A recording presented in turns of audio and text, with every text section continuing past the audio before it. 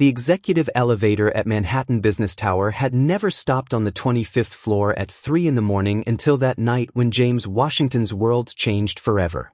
Through the tinted glass of the boardroom, he watched a woman collapse onto a mahogany table that cost more than his annual salary. Victoria Sterling, CEO of Sterling Industries and one of the most powerful women in America, lay contorted in pain, her left arm hanging limply as garbled words escaped her lips. James recognized the signs immediately. A stroke in progress. At 52, James had learned medicine the hard way. His wife Dorothy, a neurological nurse for 20 years at Chicago General, had died in an accident 5 years earlier. During their marriage, she had transformed every dinner conversation into an impromptu medical lesson, insisting that knowledge saved lives regardless of social status or skin color. For 15 years, James had been invisible in this tower, the night janitor who cleaned offices after the executives departed. Victoria Sterling was the woman whose face graced magazine covers, who moved billions with a simple email. Their worlds existed in parallel universes that never intersected, except for those rare hallway encounters where she looked right through him as if he were part of the furniture. But Dorothy's voice echoed in his mind. Neurological emergencies don't respect wealth or race, Jamie. They only respect quick action. James pushed open the conference room door. Miss Sterling, you're having a stroke. Don't try to talk, just listen to me. His voice carried the calm authority of someone who had watched Dorothy guide families through countless medical crises. Victoria attempted to protest, but her words emerged as unintelligible sounds. Panic flickered in her eyes as she realized something was terribly wrong. James was already dialing 911 while positioning her to prevent further neurological damage. Ambulance to Manhattan Tower, 25th floor. Female patient, mid-40s, presenting with classic stroke symptoms. Facial paralysis, left side weakness, slurred speech. Symptom onset approximately 5 minutes ago. The 911 operator paused, surprised by the clinical precision from someone who identified himself as a janitor. James continued providing detailed medical information with the ease of a healthcare professional. When paramedics arrived, they found Victoria properly stabilized with James delivering a comprehensive symptom report. One paramedic whispered to his colleague, "This guy knows more neurology than half the nurses I work with." At the hospital, while Victoria received life-saving treatment, James returned to his rounds as if nothing extraordinary had occurred. After all, he was just the night janitor, the invisible man who kept the building functioning while the powerful slept in their mansions. What James didn't realize was that this night would reshape his entire existence in ways even Dorothy couldn't have predicted. And what Victoria Sterling would discover about prejudice, medicine, and human worth would challenge everything she believed about value and competence. The next morning brought an unpleasant surprise waiting in James' employee locker. A formal reprimand notice hung prominently. Inappropriate use of executive elevator during work hours. Unauthorized access to corporate facilities after hours. The signature belonged to Wilson Carter, security manager and the type of man who measured his worth by his ability to make others miserable. James folded the paper methodically. 15 years of flawless service, never a single complaint, and now he was being disciplined for saving the CEO's life. The irony wasn't lost on him. In the corporate world, even heroic acts could be criminalized when performed by the wrong person. What troubled James wasn't the warning itself, but the timing. How had Carter learned about the previous night's events so quickly? The hospital maintained strict confidentiality, and the paramedics had no reason to report details to the company. Someone was monitoring Victoria Sterling's activities very closely. During his morning observations, James noticed unusual activity on the 25th floor. Dr. Patterson, Victoria's personal physician, arrived 2 hours later than usual, wearing an expression that mixed irritation with genuine panic. Through glass doors, James witnessed a heated exchange between the doctor and Wilson Carter. Dorothy's wisdom returned like a physical blow. "Jamie, when neurological symptoms appear suddenly in high-stress executives, the first question shouldn't be, 'Why now?' but rather, 'Who benefits if this person becomes incapacitated?'" James had assumed Victoria's stroke resulted from executive stress and corporate pressure. But the tense conversation between Carter and Dr. Patterson planted seeds of doubt that Dorothy would have recognized instantly. Competent physicians didn't panic when patients survived medical emergencies. They celebrated recovery. That afternoon, James received an unexpected summons. Victoria Sterling wanted to see him in her office. When he arrived on the 25th floor, he found the CO looking much improved, but wearing an expression of curiosity that hadn't been present the night before. "James, correct?" Victoria gestured toward the chair across from her desk. "I want to personally thank you for what you did last night. The doctor said your quick actions saved my life." "I only did what any decent person would do, Miss Sterling." Victoria studied his face with growing interest. "The paramedics were impressed with your medical knowledge. Where did you learn about neurological symptoms?" James hesitated. Discussing Dorothy always brought pain, but something in Victoria's expression suggested this wasn't mere politeness. "My wife was a neurological nurse. 20 years at Chicago General. She taught me to recognize emergency signs." He paused. "She died in an accident 5 years ago." Victoria's expression softened genuinely. "I'm sorry for your loss." She seemed to weigh her next words carefully. "James, may I ask you something unusual? In your informal medical opinion, did my symptoms yesterday seem natural?" The question caught James completely off guard. Victoria Sterling, one of America's most powerful women, was asking a janitor for his medical assessment of her condition.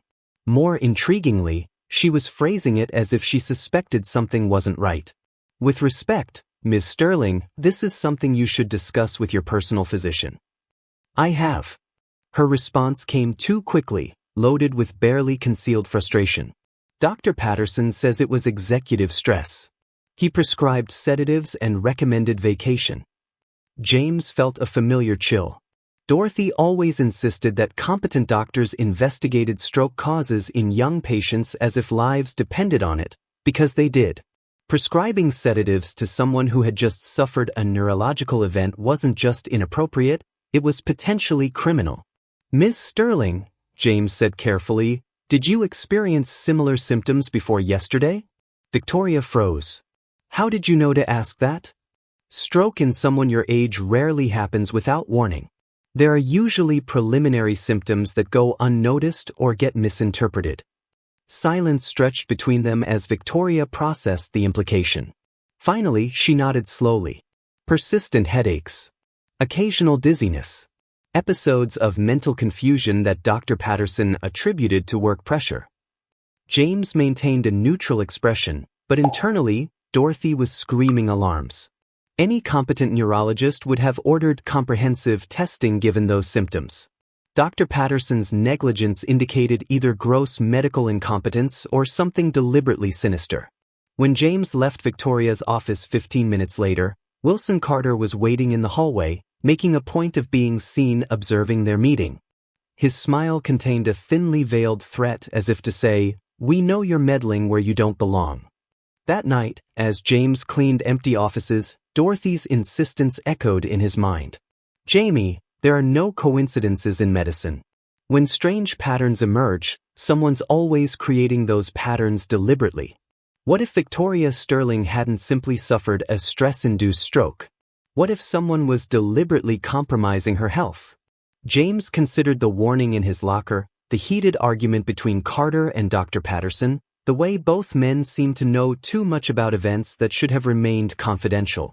For 15 years, James had been invisible, the janitor nobody noticed. But invisibility, he was beginning to understand, could be the most powerful weapon against people who considered themselves untouchable, especially when those people completely underestimated what a simple man was capable of observing, comprehending, and if necessary, exposing. James spent the following 2 weeks perfecting something 15 years of night work had taught him perfectly, remaining completely invisible while observing everything. What he discovered confirmed his worst fears about Victoria Sterling's situation. Dr. Patterson visited Wilson Carter's office 3 times weekly, always carrying a brown medical briefcase that never left the office. During one visit, James strategically positioned his cleaning cart near the half-open door and overheard fragments of conversation that chilled his blood. The tests continue showing progressive cardiovascular deterioration, Dr. Patterson whispered. But I'm keeping official reports within normal parameters as agreed. Perfect, Carter replied. How much longer do you estimate? With the medication I'm prescribing disguised as vitamins, I'd say 6 months before the next serious episode. That one will probably be definitive. James had to lean against his cart to prevent staggering. They weren't just neglecting Victoria's health, they were actively poisoning her. Dorothy always said the worst medical crimes were committed by those who had sworn to protect lives. The missing puzzle piece came through Marcus Johnson, the air conditioning maintenance technician who worked days. Marcus, 10 years younger than James, was an Afghanistan veteran who had learned electronics in the army and now supported 3 children through contract work. Man, you need to see this, Marcus whispered during a Friday shift change. I was installing new filters on the 25th floor when I overheard Carter on the phone. He was discussing Sterling Industries stock, something about buying large quantities before leadership changes he knew were coming. James felt pieces falling into place. Wilson Carter wasn't just an accomplice, he was the conspiracy's architect. If Victoria died or became incapacitated, Carter, as senior security manager and emergency board member, would temporarily assume company operations. With inside information about leadership changes, he could manipulate the stock market for millions. Marcus, James said carefully, do you still have military contacts? People who understand documentation and evidence. Marcus studied James' face with the keen perception of someone who had served in combat zones. Depends what you need. Why? James made a decision that would transform everything. Over the next 2 hours, he revealed the entire story, Victoria's stroke, the medical conspiracy, Carter's plans, his suspicions about gradual poisoning. Marcus listened quietly, asking precise questions that revealed military-trained intelligence. That's attempted murder combined with large-scale financial fraud, Marcus concluded. But proving it will be challenging. Do you have hard evidence? Not yet, but I know where to get it. Their plan was risky but elegant in its simplicity. Marcus would use his authorized building access to discreetly install recording equipment in Carter's and Dr. Patterson's offices. James, with his intimate knowledge of schedules and routines, would coordinate operations during weekends when security was minimal. One thing bothers me, Marcus said while reviewing ventilation system blueprints. Why didn't they fire you after the warning? Someone who saves the CO should be a hero, not someone being harassed. James had wondered the same thing. Firing the hero right after he saves the boss would raise questions. Better to keep the janitor visible where they can monitor him. They think I'm just an ignorant employee who got lucky recognizing stroke symptoms. Carter and Dr. Patterson's arrogance was breathtaking. During conversations James partially overheard, they spoke openly about him as the lucky janitor who wasn't educated enough to understand what had really occurred. They even laughed about how James had stumbled into something beyond his comprehension but was too simple to cause further trouble. They couldn't have been more mistaken. The plan's first test occurred Monday night. While James meticulously cleaned the 25th floor, Marcus worked silently in ventilation ducts, installing microphones and microscopic cameras in target offices. Marcus' military precision was impressive. In 45 minutes, he established a surveillance network that would have taken private detectives weeks to create. Ready, Marcus reported through their discreet communicator. Now we wait for them to condemn themselves with their own words. They didn't wait long. The following Wednesday, Carter and Dr. Patterson held a meeting that was recorded completely. The content exceeded even James' worst fears. They not only confirmed Victoria's gradual poisoning but discussed increasing dosages to accelerate the process. The press will love this story, Carter laughed. Young, successful CEO tragically killed by executive stress. It'll create national outrage about corporate mental health. Perfect smokescreen for leadership transition. James listened to the recording 3 times, each playback strengthening his determination. Dorothy always said knowledge without action was complicity. Time to act. Carter and Dr. Patterson didn't realize their words had just signed their professional death warrants. The ignorant janitor they had underestimated was about to prove that true intelligence didn't come from degrees or social status. but from knowledge, determination, and the most dangerous weapon of all, absolute certainty of being morally right. As James methodically organized evidence that would destroy both men, he smiled for the first time in weeks. Dorothy would be proud. He had not only saved a life but was about to expose a conspiracy that would shock the corporate world. The medicine she had taught him was being used not just to heal, but to deliver justice in ways no court could ignore. The following Wednesday would be remembered as the day arrogance met its final reckoning. James arrived at work carrying something Carter and Dr. Patterson would never suspect: 3 flash drives containing 92 hours of recordings, 15 falsified medical documents, and financial evidence that a former military accountant had methodically compiled. Marcus had done more than install surveillance equipment. His Army contacts included financial crime experts who had analyzed Carter's stock purchasing patterns with military intelligence precision. The results were devastating. 341 suspicious transactions, all perfectly timed with Victoria's medical episodes. But James had a plan extending beyond simply delivering evidence to authorities. Carter and Dr. Patterson needed to understand they had underestimated the wrong man in the most humiliating way possible. The first phase began during Sterling Industries' monthly executive board meeting. Victoria, still recovering while taking Dr. Patterson's prescribed vitamins, presided over 15 executives discussing quarterly reports. Carter occupied his usual position at her right, radiating confidence of someone who believed he controlled the future. James entered with his cleaning cart, as he had hundreds of times before. But this time, while discreetly emptying waste baskets, he left a sealed envelope in Victoria's document stack.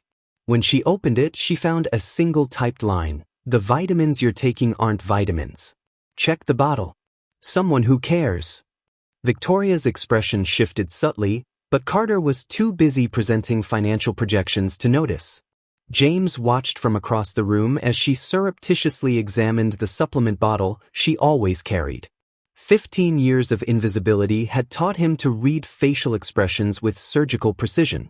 Victoria had just realized something was fundamentally wrong. The second phase occurred 2 hours later when Dr. Patterson arrived for his weekly consultation with Victoria. He couldn't have known James had installed a directional microphone in the office lamp or that Marcus was recording everything from a van across the street. "How are your stress symptoms, Victoria?" Dr. Patterson asked with false solicitude James had learned to despise. "Have you been taking supplements as directed?" "Religiously," Victoria replied, but her voice carried suspicion that made the doctor shift uncomfortably. "Actually, doctor, I'm considering a second medical opinion to ensure we're pursuing optimal treatment." James saw panic flash across Dr. Patterson's face through the microscopic camera Marcus had installed. "That's completely unnecessary, Victoria. Your tests show steady improvement. A second opinion could confuse treatment protocols." "How curious," Victoria interrupted, opening a desk drawer, "because I received this today." She produced the envelope James had left along with her supplement bottle. "Someone suggests these aren't vitamins. What would you say if I sent them for independent laboratory analysis?" Dr. Patterson paled visibly. "Victoria, you can't seriously consider an anonymous note. This is clearly sabotage of your medical treatment. Some disgruntled employee trying to cause trouble. Then you wouldn't mind if I had them tested?" The question was phrased with precision of someone accustomed to high-level corporate negotiations. "Well, of course I wouldn't mind, but it's wasteful of time and resources. I can assure you that." Victoria raised her hand, silencing him. "Dr. Patterson, in 15 years as CEO, I've learned that when someone discourages me from verifying something, that's exactly when I need to verify it." The third phase was executed with military precision. While Dr. Patterson tried convincing Victoria not to test the supplements, Marcus was delivering complete evidence copies to the FBI, Securities and Exchange Commission, State Medical Board, and Chicago Tribune. James had insisted Victoria learn the truth before the story went public. She deserved the dignity of fully understanding how her life had been manipulated before the entire world knew. Friday at 5 p.m., James knocked on Victoria's office door carrying a briefcase that would change everything. "May I come in, Miss Sterling? There's something important you need to know." Victoria looked up immediately, recognizing the janitor who had saved her life twice now. Of course, James.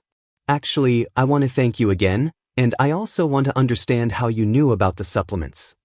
James placed the briefcase on her desk with solemn ceremony. Ms. Sterling, what I'm about to show you will shock you, but you need to know before the press publishes this story tomorrow morning. Over the next 45 minutes, James methodically presented each piece of evidence. Recordings of Carter and Dr. Patterson discussing gradual poisoning, falsified medical documents, financial transactions proving Carter had been manipulating stock markets based on her planned health deterioration. Victoria listened in growing silence, her expression shifting from surprise to horror, finally settling into cold anger that James recognized as controlled fury of someone accustomed to wielding power. They thought I was just an ignorant janitor, James said when he finished. Someone who had been lucky recognizing stroke symptoms but wasn't educated enough to understand what was really happening. And you figured it all out, Victoria murmured, studying evidence with attention she would have devoted to a billion-dollar merger. James, you saved my life 3 times. Twice from medical emergencies, once from conspiracy. What happened next exceeded even James' expectations for justice. Victoria Sterling wasn't just a successful CEO. She was a corporate strategist who had built an empire by dealing decisively with people who tried to betray her. Saturday morning, when Carter arrived for an emergency meeting Victoria had called, he found not only her waiting, but FBI agents, Securities and Exchange Commission representatives, and a state medical board investigator. Wilson, Victoria said with the coldness of someone about to terminate an incompetent employee, I'd like you to meet some people very interested in your extracurricular activities. Carter attempted to maintain composure, but James, watching through security cameras Marcus had accessed, saw the exact moment arrogance transformed into panic. Victoria, what's happening here? If this is about some ridiculous accusation. Accusations? Victoria smiled without humor. Wilson, they're not here for accusations. They're here to make arrests based on solid evidence of attempted murder, financial fraud, and market manipulation. Special Agent Martinez began reading Carter his rights as he protested innocence with desperation of someone who finally realized his game was finished. Dr. Patterson was arrested simultaneously at his office, handcuffs being applied as he attempted to delete computer files. The fourth and final phase was most satisfying. Monday, the Chicago Tribune published the complete story on its front page. Janitor hero exposes plot to murder millionaire CEO. James' narrative, a working-class black man using medical knowledge inherited from his wife to save a white female executive's life, then exposing complex corporate conspiracy, captured national imagination. But the real triumph came when Victoria called a press conference before dozens of cameras. She not only validated every detail of James' story but announced his immediate promotion to Director of Corporate Safety and Integrity at Sterling Industries with a $200,000 annual salary. James Washington, she told the cameras, has proven that competence, integrity, and intelligence don't depend on degrees or social status. They depend on character, and he has character in abundance. Carter and Dr. Patterson watched the press conference from prison, realizing they had been defeated not only legally but publicly humiliated by the ignorant janitor they thought they could manipulate indefinitely. The final irony was perfect. While Carter faced 25 years in prison for attempted murder and financial fraud, and Dr. Patterson lost his medical license facing 15 years imprisonment, James was being celebrated nationally as a hero who proved true intelligence comes from heart, not social status. Dorothy would have been proud. Her medical knowledge had not only saved lives but exposed corruption that could have destroyed many others. The man she had loved was finally receiving recognition he had always deserved, proving that sometimes justice not only triumphs, it does so spectacularly. 6 months later, James Washington sat in his new office on the 26th floor of Sterling Industries with a panoramic view of Chicago and a nameplate reading, Director of Security and Corporate Integrity. The man once considered nothing more than invisible help now led a team of 15 investigators specializing in corporate fraud detection. The irony was delicious. The same building where he had pushed cleaning carts for 15 years now welcomed him as an executive with his own mahogany desk and a $2 million budget to implement security protocols other companies studied as models. Marcus Johnson, promoted to electronic security coordinator, entered carrying reports on their new monitoring system. "Man, I still can't believe we're here," he said, gazing at glass towers through the window. "Remember when you used to clean these rooms?" "I remember every corner of this building," James smiled, signing approvals for the scholarship program Victoria had created in Dorothy Washington's memory. "The difference is now I can change things from inside." The Dorothy Washington program offered full medical scholarships to low-income students with special focus on neurology and emergency medicine. It had already benefited 120 young people in 2 years, many of them children of janitors, security guards, and laborers who never dreamed their children could become doctors. Meanwhile, Wilson Carter was serving his 25-year sentence in an Illinois federal prison, where he quickly discovered corporate arrogance impressed no one. His assets were confiscated to compensate victims of his stock market manipulations, leaving him dependent on public legal aid, the very system he had despised when in power. Dr. Patterson, disgraced and permanently stripped of his medical license, worked as a medical equipment salesman earning 1/10 his former physician's salary. His reputation was so ruined that no hospital in America would hire him, even for administrative duties. The medical community had united to ensure he never again endangered lives. Victoria Sterling transformed Sterling Industries into a national benchmark for corporate integrity. Under her renewed leadership, the company implemented independent medical protocols for all executives, anonymous reporting systems, and strict anti-discrimination policies. Stock prices had tripled in 2 years, proving ethics and profit could coexist. "James," Victoria said, walking into his office for their weekly meeting, "I just received a call from the White House. They want you to testify before Congress about corporate medical reform." James nodded, accustomed to the national recognition his story had generated. Books had been written about the case, documentaries produced, and medical schools used his story to teach about the importance of clinical observation independent of credentials. Most gratifying, however, were the letters. Hundreds of ordinary workers wrote describing how James' story had inspired them to trust their own knowledge, speak against injustice, believe that competence didn't depend on social position. "You know what Dorothy would say about all this?" James asked, looking at her photograph on his desk, now in a silver frame instead of the simple holder he had carried for years. "That medicine saved more than a life," Victoria replied. "It saved truth." James nodded, thinking about how inherited knowledge had become social justice, then systemic transformation. Carter and Patterson thought they were manipulating an ignorant janitor, but they fatally underestimated the power of a man who knew exactly who he was and what he was worth. The lesson emerging from this story was crystal clear. True intelligence doesn't come from diplomas hanging on walls, but from the combination of knowledge, character, and courage to act when necessary. James had proven competence recognizes no color, social class, or hierarchical position. It recognizes only truth. Today, when young workers face discrimination or injustice, many ask themselves, what would James Washington do? The answer remains constant. Observe, learn, document, and act with surgical precision of someone who understands the best revenge is success their oppressors could never imagine. This story of how knowledge and determination can shatter prejudice proves that justice, when executed properly, doesn't just win, it transforms the world around us.